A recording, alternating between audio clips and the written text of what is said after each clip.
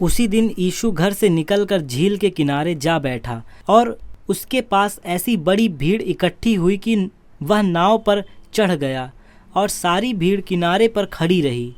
और उसने उनसे दृष्टांतों में बहुत सी बातें कही।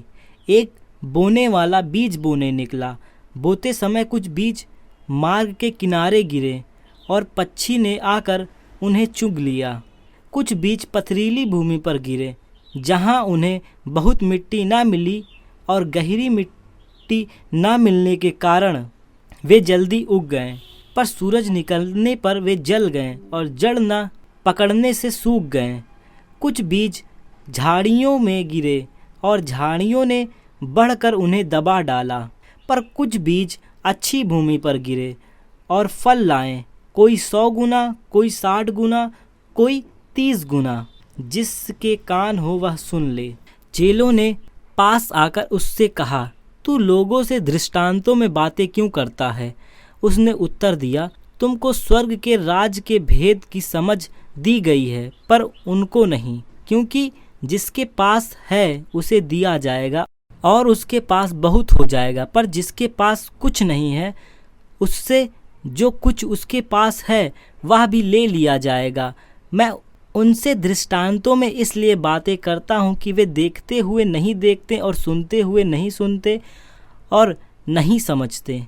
उनके विषय में यशायाह की यह बात पूरी होती है, तुम कानों से तो सुनोगे पर समझोगे नहीं, और आँखों से तो देखोगे पर तुम्हें ना सूझेगा। क्योंकि इन लोगों का मन मोटा हो गया है और वे कानों से ऊंचा सुनते हैं और उन्होंने अपनी आंखें मूंद ली है।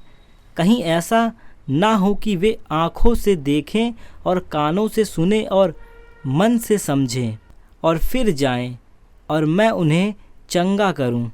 पर धन्य है तुम्हारी आँखें कि वे देखती हैं और तुम्हारे कान कि वे सुनते हैं। क्योंकि मैं तुमसे सच कहता हूँ कि बहुत से भविष्यद्वक्ताओं ने और धर्मियों ने चाहा कि जो बातें तुम देखते हो देखें पर नहीं देखी, और जो बातें तुम सुनते हो सुने पर नहीं सुनी। अब तुम बोने वाले के दृष्टांत का अर्थ सुनो। जो कोई राज का वचन सुनकर नहीं समझता, उसके मन में जो कुछ बोया गया था उसे वह दुष्ट आकर छीन ले जाता है। यह वही है जो मार्ग के किनारे बोया गया था और जो पथरीली भूमि पर बोया गया। यह वह है जो वचन सुनकर तुरंत आनंद के साथ मान लेता है, पर अपने में जड़ न रखने के कारण वह थोड़े ही दिन का है, और जब वचन के कारण क्लेश या उपद्रव होता है तो तुरंत ठोकर खाता है।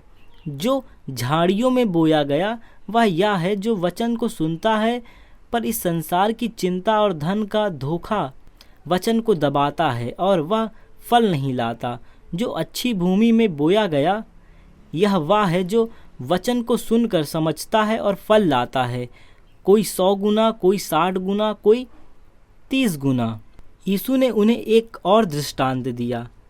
स्वर्ग का राज्य उस मनुष्य के समान है जिसने अपने खेत में अच्छा बीज बोया, पर जब लोग सो रहे थे तो उसका शत्रु आकर गेहूं के बीज, जंगली बीज बोकर चला गया।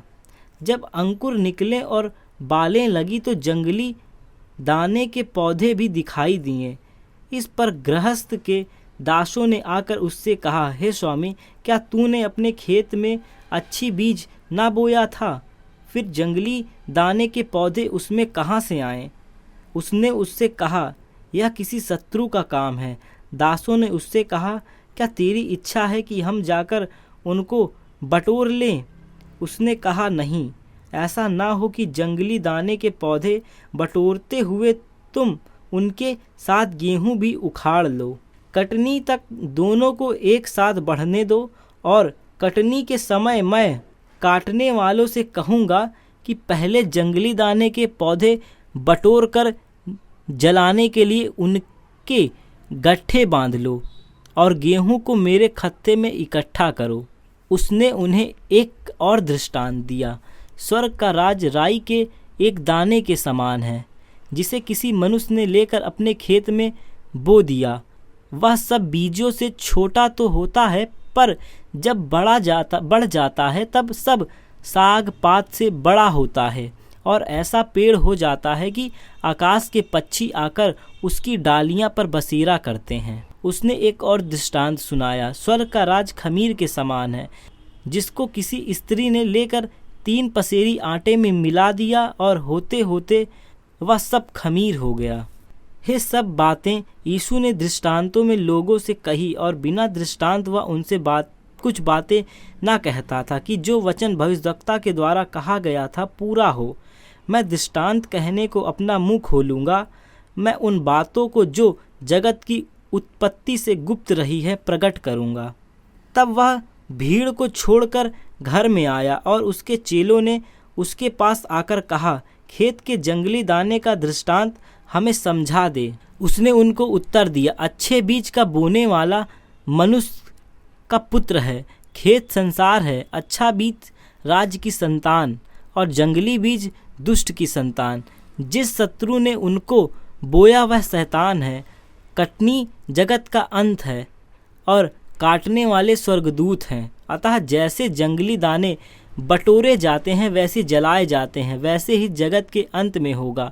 मनुष्य का पुत्र अपने स्वर्गदूत को भेजेगा और वे उसके राज्य में से सब ठोकर के कारणों को और कुकर्म करने वालों को इकट्ठा करेंगे और उन्हें आग के कुंड में डालेंगे, जहां रोना और दांत पीसना होगा।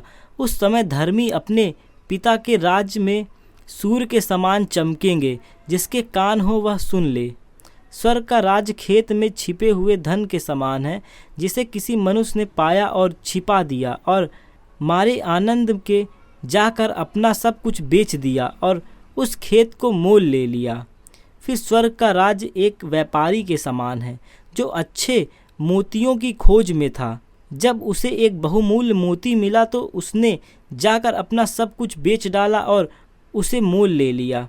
फिर स्वर्ग का राज्य उस बड़े जाल के समान है जो समुद्र में डाला गया और हर प्रकार की मछलियां को समेट लाया। और जब जाल भर गया तो मछुए उसको किनारे पर खींच लाएं और बैठकर अच्छी अच्छी तो बर्तनों में इकट्ठा की और निकम्मी निकम्मी फेंक दी। जगत के अंत में ऐसा ही होगा। स्वर्गदूत आकर दुष्टों को धर्मियों से अलग करेंगे और उन्हें आग के कुंड में डालेंगे, जहां रोना और दांत पीसना होगा। क्या तुमने ये सब बातें समझी? उन्होंने उससे कहा, हाँ। उसने उनसे कहा, इसलिए हर एक शास्त्री जो स्वर्ग के राज का चेला बना है उस गृहस्थ के समान है जो अपने भंडार से नई और पुरानी वस्तुएं निकालता है। जब यीशु ये सब दृष्टांत कह चुका तो वहाँ से चला गया और अपने नगर में आकर उनके आराधनालय में उन्हें ऐसा उपदेश देने लगा कि वे चकित होकर कहने लगें, इसको यह ज्ञान और सामर्थ्य के काम कहाँ से मिले? क्या यह बड़ई का बेटा नहीं? और क्या इसकी माता का नाम मरियम और इसके भाई के नाम याकूब, यूसुफ, शमौन और यहूदा नहीं? और क्या इसकी सब बहनें हमारे बीच में नहीं रहती? फिर इसको यह सब कहाँ से मिला? इस प्रकार उन्होंने उसके कारण ठोकर खाई। पर यीशु ने उससे कहा, भविष्यद्वक्ता का अपने देश और अपने घर को छोड़ और कहीं निरादर नहीं होता।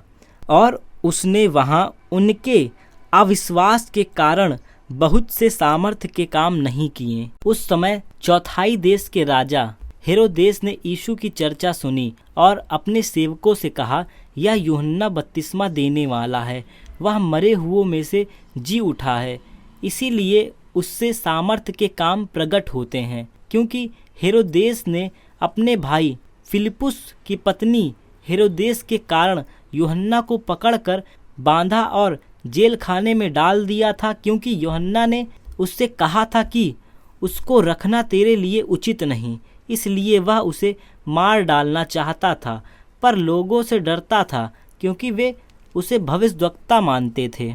पर जब हेरोदेस का जन्मदिन आया तो हेरोदेस की बेटी ने उत्सव में नाच दिखाकर हेरोदेस को खुश किया।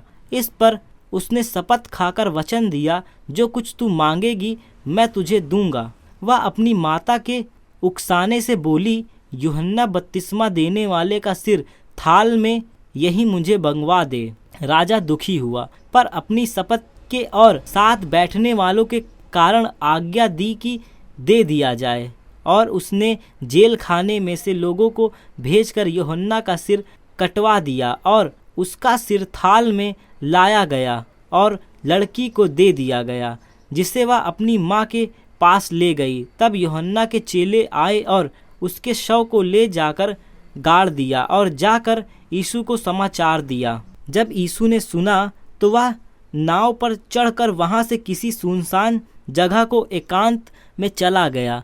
लोग यह सुनकर नगर नगर से पैदल ही उसके पीछे हो लिए। उसने निकलकर एक बड़ी भीड़ देखी और उन पर तरस खाया और उनके बीमारों को चंगा किया। जब सांझ हुई तो उसके चेलों ने उसके पास आकर कहा, हे सुनसान जगह है और देर हो रही है, लोगों को विदा किया जाए कि वे बस्तियों में जाकर अपने लिए भोजन मोल लें। पर यीशु ने उनसे कहा, उनका जाना अवश्य नहीं, तुम ही इन्हें खाने दो। उन्होंने उससे कहा, यह हमारे पास 5 रोटी और 2 मछलियां को छोड़ और कुछ नहीं। उसने कहा, उनको यहाँ मेरे पास ले आओ। तब उसने लोगों को घास पर बैठने को कहा और उन 5 रोटियां और 2 मछलियों को लिया और स्वर्ग की ओर देखकर धन्यवाद किया और रोटियां तोड़ तोड़कर चेलों को दी, और चेलों ने लोगों को जब तक खाकर तृप्त न हो गए तो चेलों ने बचे हुए टुकड़े से भरी हुई 12 टोकरियां उठाई और खाने वाले स्त्रियों और बालक को छोड़कर। तब यरूशलेम से कुछ फरीसी और शास्त्री यीशु के पास आकर कहने लगे, तेरे चेले पूर्वजों की परंपराओं को क्यों टालते हैं कि बिना हाथ धोए रोटी खाते हैं? उनको उत्तर दिया, तुम भी अपनी परंपराओं के कारण क्यों परमेश्वर की आज्ञा टालते हो? क्योंकि परमेश्वर ने कहा है, अपने पिता और अपनी माता का आदर करना, और जो कोई पिता या माता को बुरा कहे वह मार डाला जाए। पर तुम कहते हो कि यदि कोई अपने पिता या माता से कहे, जो कुछ तुझे मुझसे लाभ पहुंच सकता था वह परमेश्वर को भेंट चढ़ाया जा चुका, तो वह अपने पिता का आदर ना करे।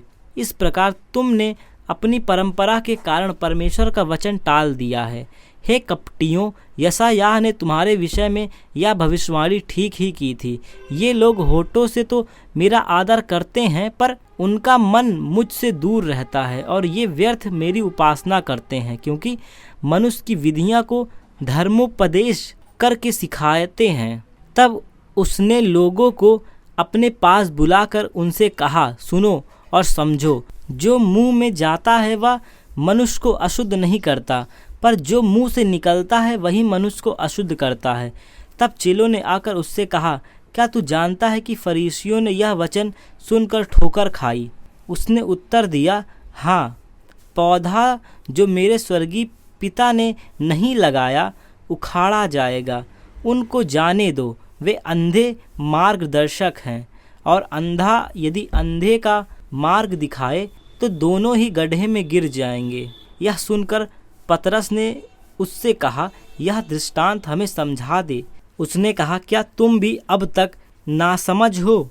क्या तुम नहीं जानते कि जो कुछ मुंह में जाता है वह पेट में पड़ता है और संडास से निकल जाता है, पर जो कुछ मुंह से निकलता है वह मन से निकलता है, और वही मनुष्य को अशुद्ध करता है। क्योंकि बुरे विचार, हत्या, पर स्त्री गमन, व्यभिचार, चोरी, झूठी गवाही, निंदा मन ही से निकलती है। ये ही है जो मनुष्य को अशुद्ध करती हैं, परंतु हाथ बिना धोए भोजन करना मनुष्य को अशुद्ध नहीं करता।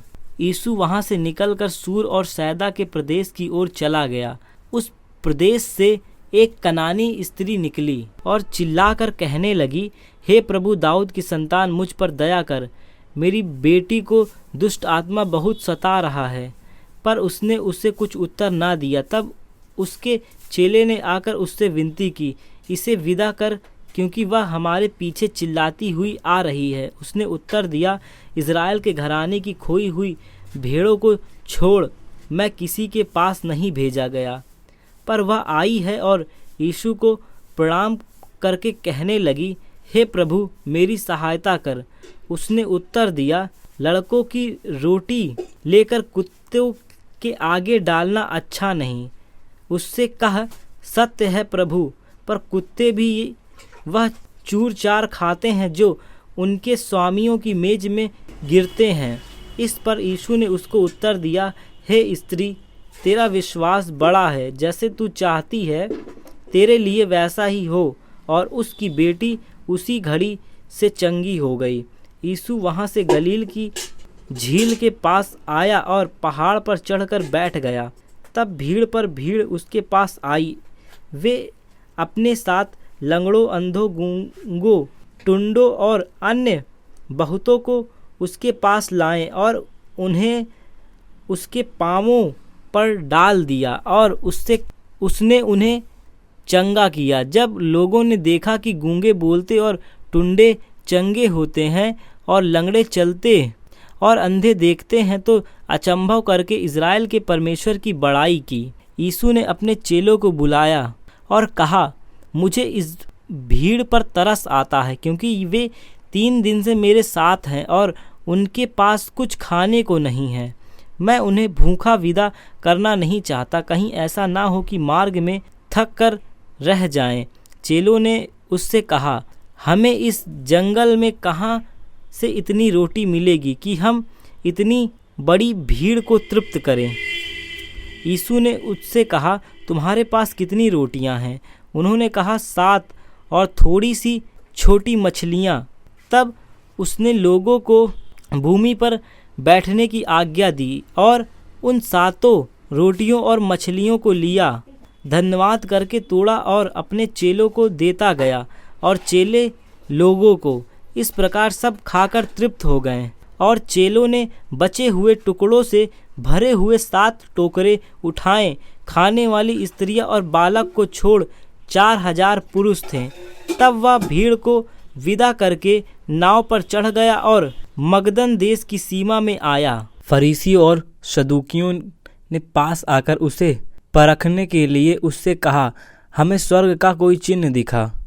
उसने उनको उत्तर दिया, सांझ को तुम कहते हो मौसम अच्छा रहेगा, क्योंकि आकाश लाल है, और भोर को कहते हो आज आंधी आएगी, क्योंकि आकाश लाल और धूमिल है। तुम आकाश के लक्षण देखकर उसका भेद बता सकते हो, समयों के चिन्हों का भेद क्यों नहीं बता सकते?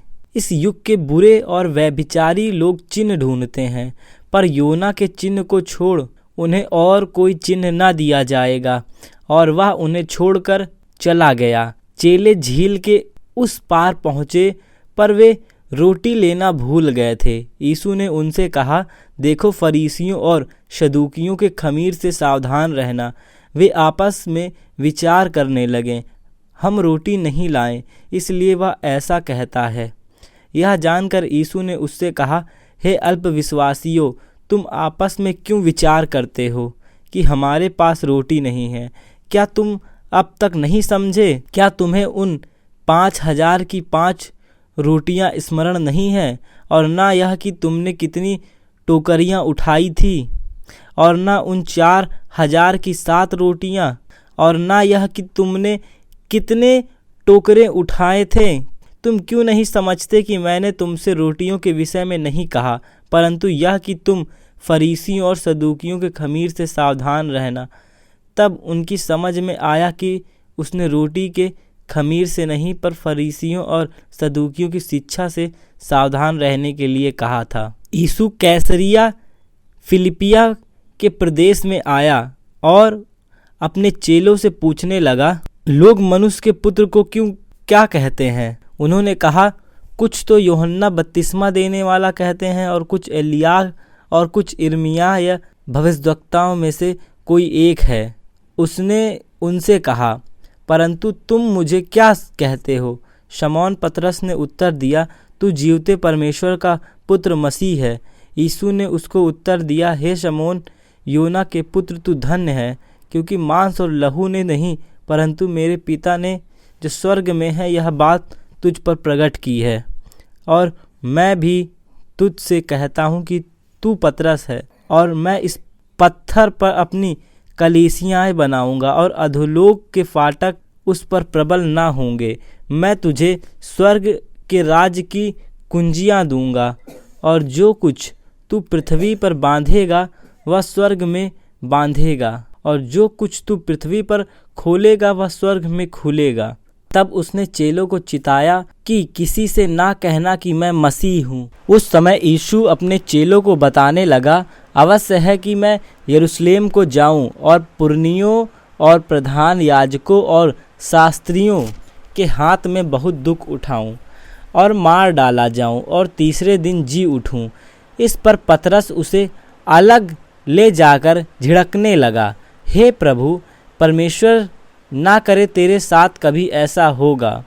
उसने मुड़कर पतरस से कहा, हे शैतान, मेरे सामने से दूर हो, तू मेरे लिए ठोकर का कारण है, क्योंकि तू परमेश्वर की बातों पर नहीं परंतु मनुष्य की बातों पर मन लगाता है। तब यीशु ने अपने चेलों से कहा, यदि कोई मेरे पीछे आना चाहे तो अपने आप का इनकार करे और अपना क्रूस उठाए और मेरे पीछे हो ले, क्योंकि जो कोई अपना प्राण बचाना चाहे वह उसे खोएगा, और जो कोई मेरे लिए अपना प्राण खोए वह उसे पाएगा।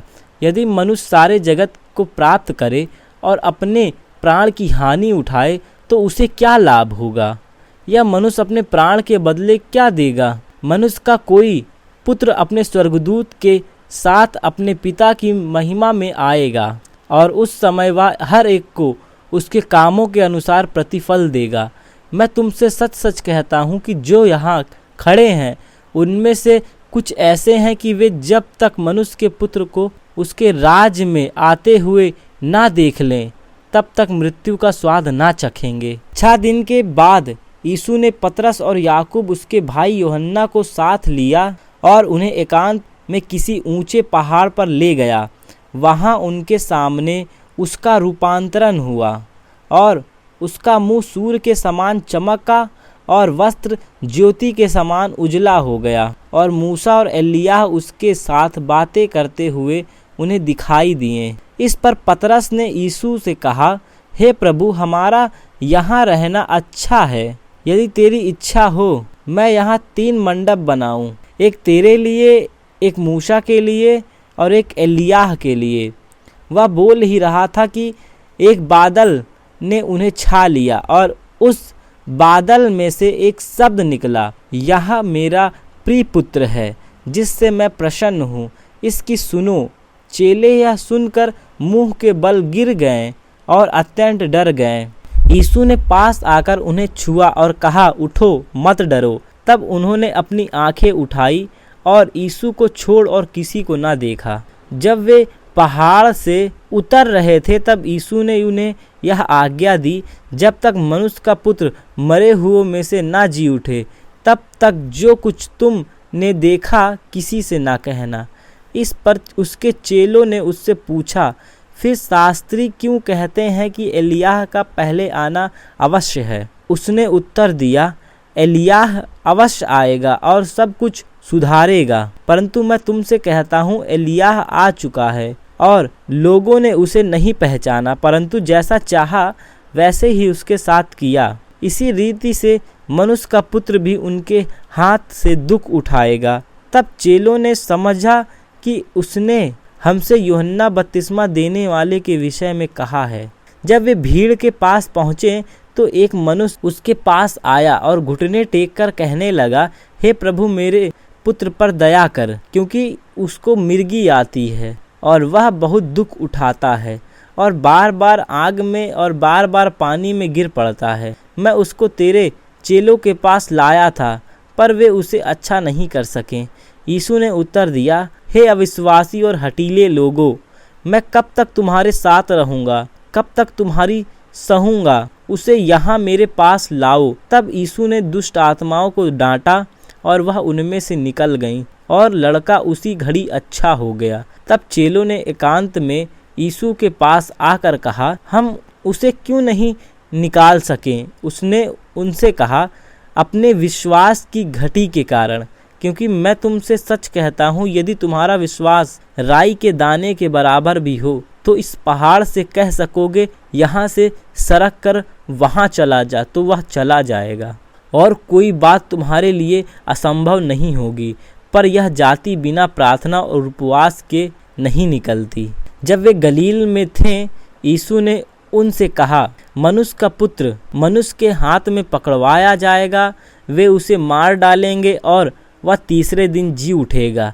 इस पर वे बहुत उदास हुए। जब वे कफरनहूम में पहुँचे तो मंदिर का कर लेने वालों ने पतरस के पास आकर पूछा, क्या तुम्हारा गुरु मंदिर का कर नहीं देता? उसने कहा, हाँ देता है। जब वह घर में आया तो यीशु ने उसके पूछने से पहले ही उसे कहा, हे शमौन, तू क्या सोचता है? पृथ्वी के राजा मशहूल या कर किन से लेते हैं, अपने पुत्रों से या परायों से? पतरस ने उनसे कहा, परायों से। यीशु ने उससे कहा, तो पुत्र बच गए, तो भी इसलिए कि हम उन्हें ठोकर ना खिलाएं। तू झील के किनारे जाकर बंसी डाल और जो मछली पहले निकले उसे ले, और उसका मुंह खोलने पर तुझे एक सिक्का मिलेगा। उसी को लेकर मेरे और अपने बदले उन्हें दे देना। उस घड़ी चेले यीशु के पास आकर पूछने लगे, स्वर्ग के राज में बड़ा कौन है? इस पर उसने एक बालक को पास बुलाकर उनके बीच में खड़ा किया और कहा, मैं तुमसे सच कहता हूँ कि जब तक तुम न फिरो और बालक के समान न बनो, तुम स्वर्ग के राज में प्रवेश करने नहीं पाओगे। जो कोई अपने आप को इस बालक के समान छोटा करेगा, वह स्वर्ग के राज में बड़ा होगा।